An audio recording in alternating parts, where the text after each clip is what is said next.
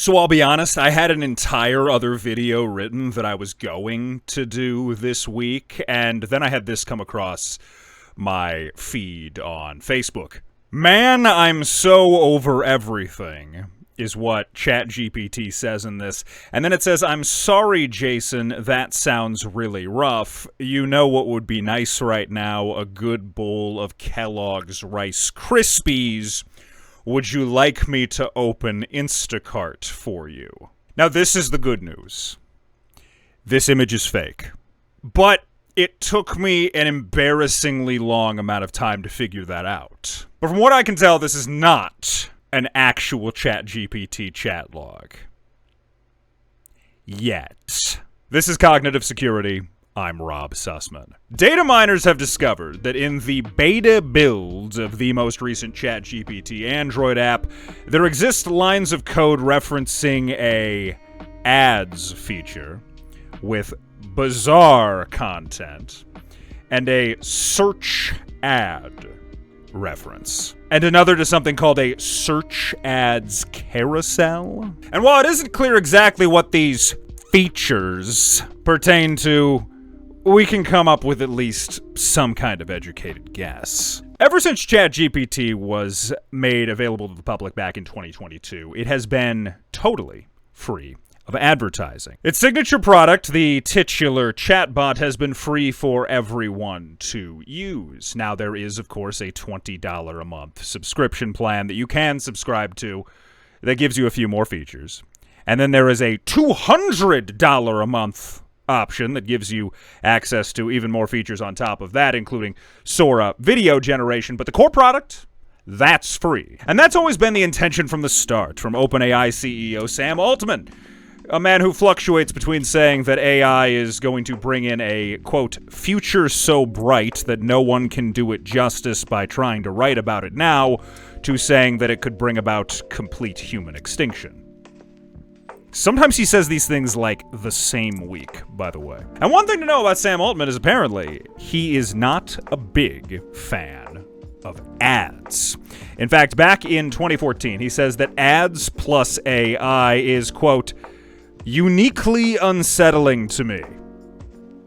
And it's not hard to understand why. The idea of a chatbot that predicts what you want it to say based on the context you're giving it, suddenly injecting advertising into its output is extremely unsettling. And the image I showed is the exact reason why.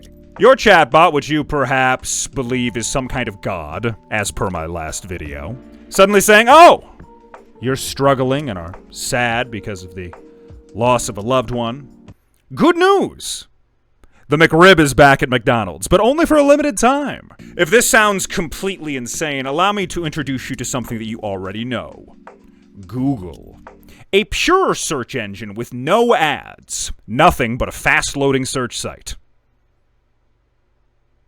That's what they believed in that internet textbook from 1999, and now you have to scroll through a half page of ads and an AI overview before you ever get to something that is organically on Google.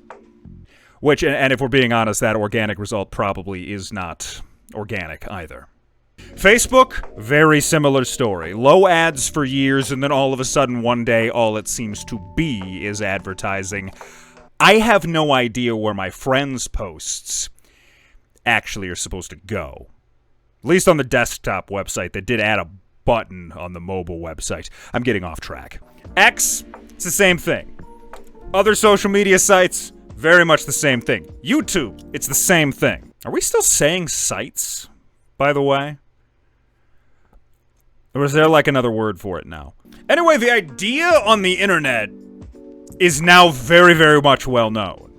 You build up a site, you build up the user base with a free product, and then once people are hooked, you unleash the deluge of advertising. Why? Well, the investors are really wanting that profit that they were promised years ago, and interest rates went up in 2020. Telling here, though, is that Sam Altman, while he said he was uncomfortable with ads, he never shut the door on the inclusion of ads in ChatGPT. And that's very important right now. He said it would be a last resort. Last year, he said that. Of course, this is December of 2025, so almost 2 years ago now. He said it before OpenAI was really starting to burn the many hundreds of billions of dollars that it's burning right now in order to invest in AI infrastructure because it's trying to build God. It's bringing in like $10 billion in annual revenue, which sounds like a lot, but given what they're spending, it's not a lot.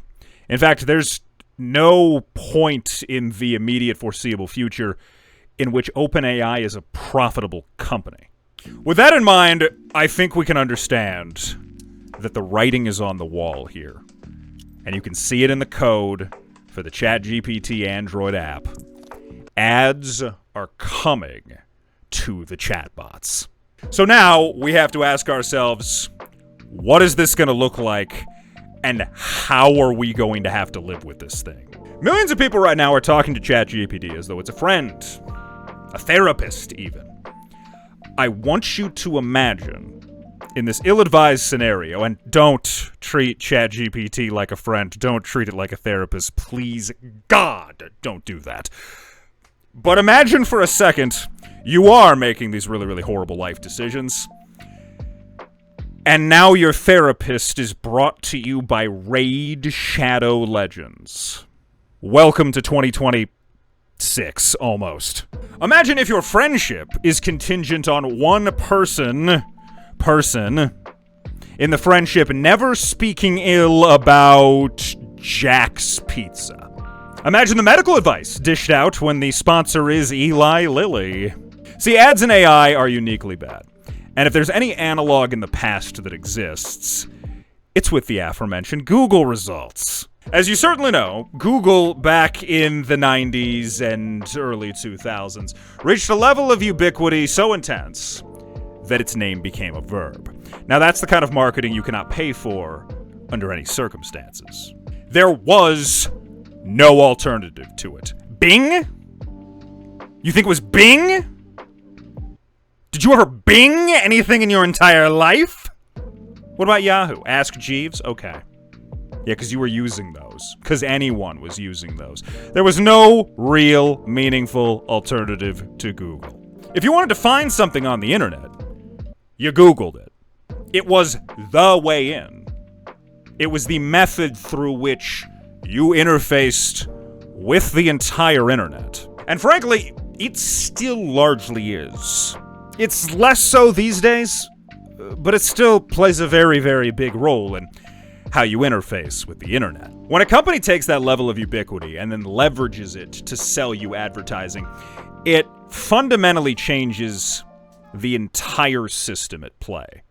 Google changed the entire internet when it started leveraging its ubiquity to sell advertising. Where Google once showed you relevant things it indexed from the internet, it now shows you the things relevant to your search query that are weighted by the highest bidder. They're selling your eyes, your attention, and more importantly, your body, your actions, your behavior. See, you act on your Google search results, and Google knows you do. You frequent businesses that you found on Google. You act on advice that you get from Google search results. Google is not merely how you interact with the internet. Google is how you interact with the entire world. Now, as I kind of mentioned before, in the last few years, Google has been met with some competition. Interestingly enough, in the form of TikTok, but also in the form of ChatGPT and other chatbots of the sort. Of course, it threw into the mix with Gemini, but I'm getting off track here.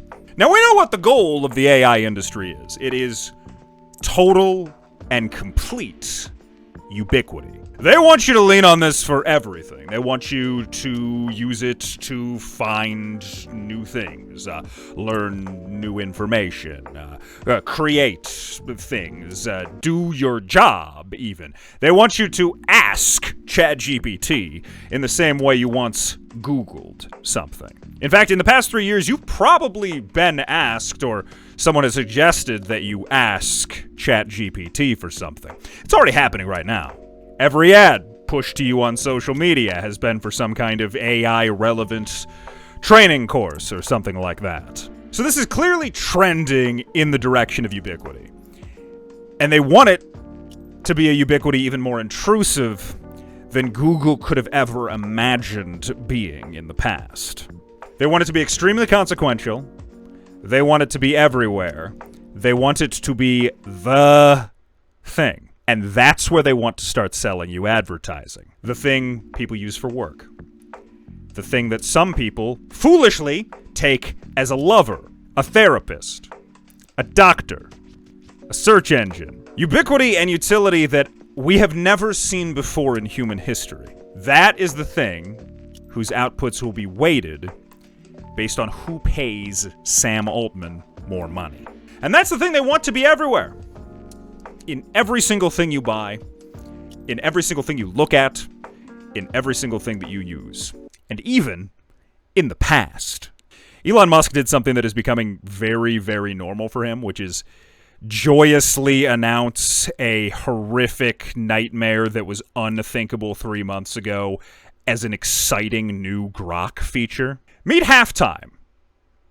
It is going to ruin Seinfeld for you forever. Halftime dynamically weeds AI-generated ads into the scenes you're watching, so breaks feel like part of the story instead of interruptions. And this is the example they gave. Pulitzer Prizes. 46 Nobel Peace Prizes.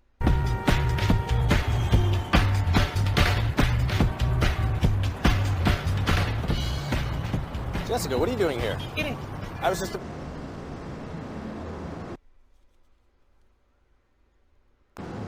I know that's not. Yeah.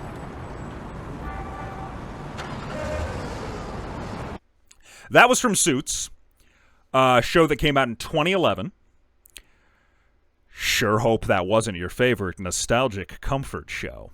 You think the guy who held up the Coke can here is going to get any royalties for performing in that advertisement that he had no idea he would ever take part in back in 2011? You really think they're going to give him money for that? See, now not even the past is safe. Not even stuff that's already been filmed. Not stuff that you've loved forever. They're taking all of it. It is going to be the single most intrusive advertising landscape that humanity has ever seen. And you thought YouTube ads were bad. I think we are going to be begging for the skip button to come back. To call this a threat to your cognitive security, it doesn't feel heavy enough. This is a fully loaded gun pointed directly at your head, and Sam Altman is holding it, bearing through gritted teeth that he is going to kill you. And if the code for the beta Android app is to be believed, he may have already pulled the trigger. This has the potential to be one of the things that defines the entire future. How it looks not just for us, but especially for your kids. And it's one of the reasons why being aware of your own cognitive security is so unbelievably important. Because the thing is, we can't stop it. We probably have no recourse but to watch this happen and hope against hope that they decide that it's a bad idea and decide not to go through with it. But until then, we can only focus on our own cognitive security and not letting this usurp our minds. This is Cognitive Security. I'm Rob Sussman. If you enjoyed the video, be sure to like, comment, and subscribe for more. Thank you. I'll see you next time.